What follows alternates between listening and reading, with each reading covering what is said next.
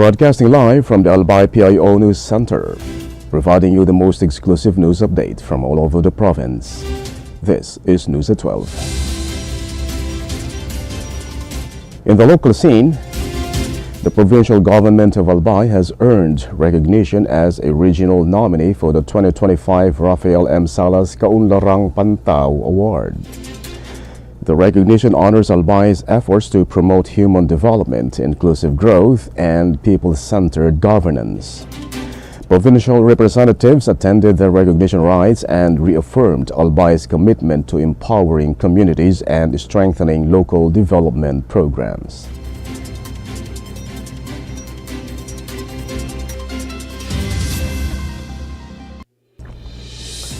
In other story,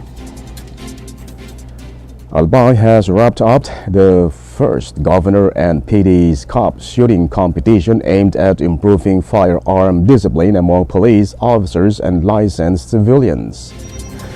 Participants completed multiple shooting stages designed to enhance accuracy, safety, and responsible gun handling. Officials emphasized discipline, fairness, and proper firearms storage throughout the event. Top shooters were recognized with support from the provincial leaders.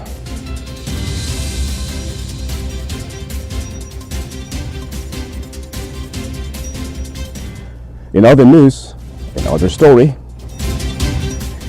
Albay has opened its 18-day campaign to end violence against women with a training session on key women's rights laws. The activity focused on the Magna Carta of Women and the Safe Spaces Act while strengthening the Gender and Development Focal Point System. Provincial leaders emphasized the need to advance policies and programs that protect women and girls from violence and discrimination. Resource speakers from the DSWD and the Commission on Human Rights led discussions on legal protections and gender-based harassment. The campaign runs until December 12 in support of nationwide efforts to promote safer and more inclusive communities for women.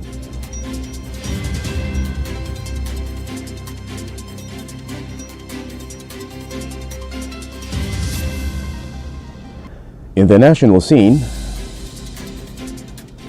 around 3,000 people attended the Baha sa Luneta 2.0 anti-corruption rally on Sunday at Rizal Park, police reported. The event began around 10:30 a.m., delayed over an hour due to a dispute over permits between organizers and police. Participants represented youth, women, teachers, health professionals, laborers, farmers, seniors, environmentalists, artists, and transport groups.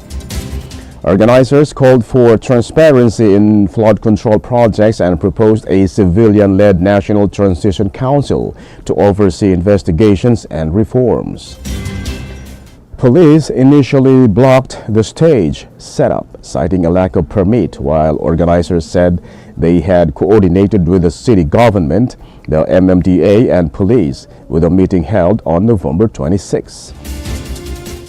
Other anti-corruption protests took place simultaneously at locations including the EDSA, People Power Monument, organized by the Trillion Peso March movement, and participating dioceses.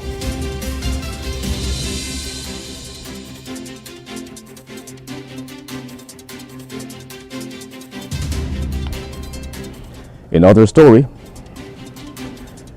over 2,000 police personnel were deployed across key areas on Sunday, November 30, to monitor simultaneous anti-corruption demonstrations, the National Capital Region Police Office reported.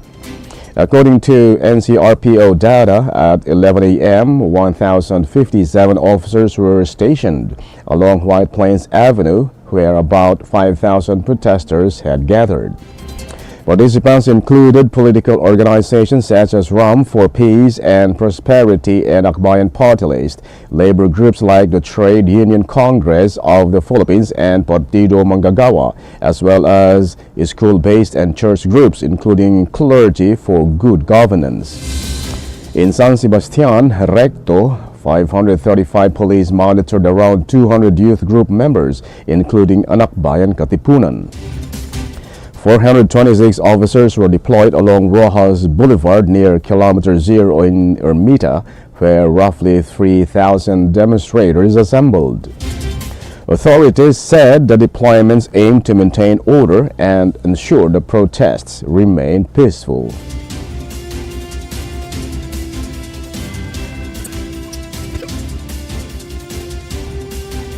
In other news,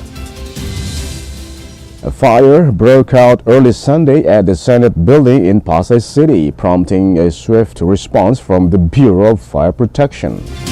Authorities said the blaze started on the third floor in the office of the Legislative Technical Affairs Bureau, located next to the Blue Ribbon Committee's office. The first alarm was raised just before 7 a.m. and the second alarm followed minutes later. Firefighters deployed several trucks and an ambulance to the area and brought the fire under control before 8 a.m., completely extinguishing it shortly after. Water used in the response caused minor leakage into the Senate session hall, but officials report no significant structural damage. Senate President Vicente Soto III assured the public that critical documents, including those of the Blue Ribbon Committee, were not affected. Cleanup and restoration work was immediate and no injuries or casualties have been reported. The Bureau of Fire Protection continues to investigate the cause of the incident.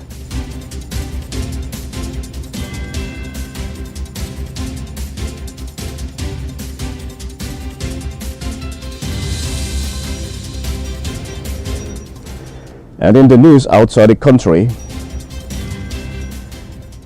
the health ministry in Hamas-run Gaza reported Saturday that more than 70,000 people have died since the conflict with Israel began over 2 years ago, marking a grim milestone in one of the region's deadliest clashes.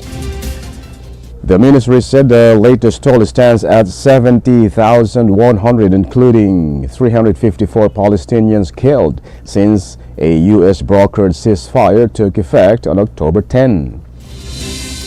Authorities said the increase also reflects the processing of previously uncounted casualties. Despite the ceasefire, Gaza continues to face a severe humanitarian crisis with restricted access to aid, damaged infrastructure, and ongoing shortages of basic necessities.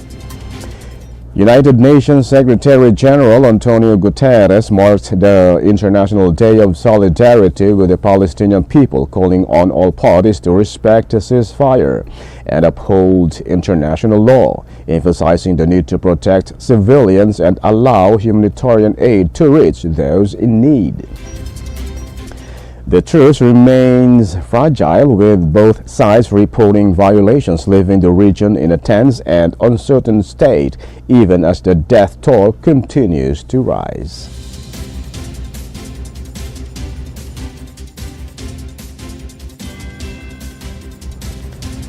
In other story, the United States has temporarily halted all asylum decisions and visa issuance for Afghans following a shooting that killed one National Guard member and injured another in Washington, D.C. The suspect, 29-year-old Afghan national Ramanullah Lakanwal, was resettled in the United States after the 2021 withdrawal from Afghanistan and will face murder charges.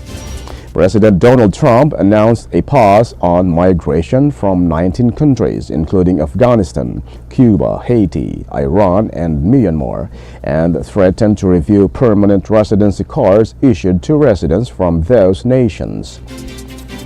Officials cited national security and the need for stricter vetting of migrants. Advocacy groups have criticized the moves, saying they unfairly target migrants who undergo extensive security screening. The incident has reignited debate over immigration policy and national security.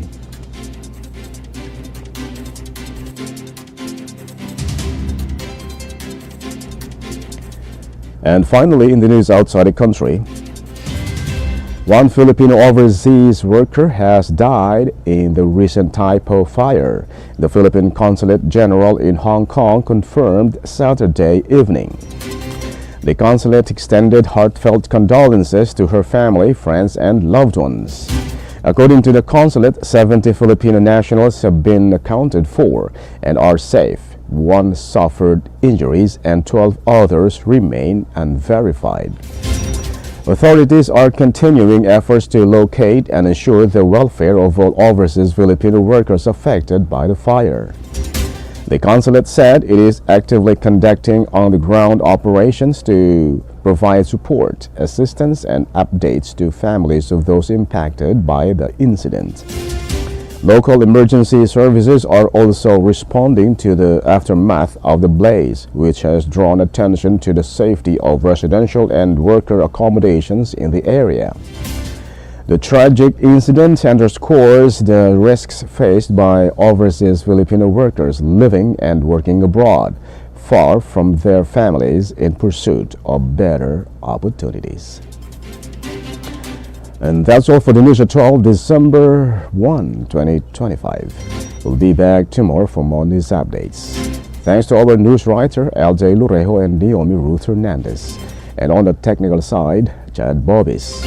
And our Provincial Information Officer, OIC Mari Gonzalez. And under the supervision of our Governor, Noel E. Rizal, I am Greg Hallare. Thank you for subscribing.